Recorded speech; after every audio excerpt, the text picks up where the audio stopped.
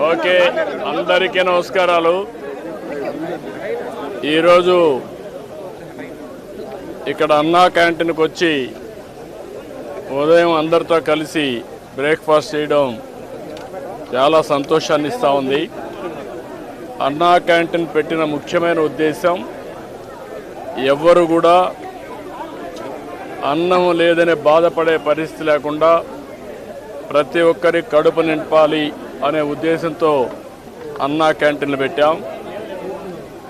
ఈరోజు మనం ఒకసారి చూస్తే ఎన్టీ రామారావు గారు తిరుమలలో అన్నప్రసాదం కార్యక్రమం ప్రారంభించారు.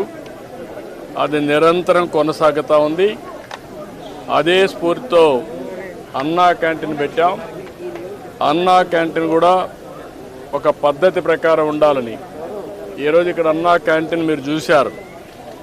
మామూలుగా ఏదో అన్నం పెట్టడం అంటే రోడ్డు మీద పెట్టడం, ఏదో దానం చేసినట్టు బిహేవ్ చేయడం కాకుండా పేదవాళ్ళు కూడా గౌరవప్రదంగా పౌష్టికాహారాన్ని, నాణ్యమైన ఆహారాన్ని పరిశుభ్రమైన వాతావరణంలో తినాలనే ఉద్దేశంతోనే ఈ కార్యక్రమానికి శ్రీకారం చుట్టాం.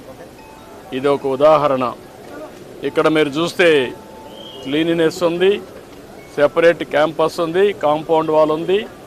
వచ్చిన వాళ్ళు ఎవరైనా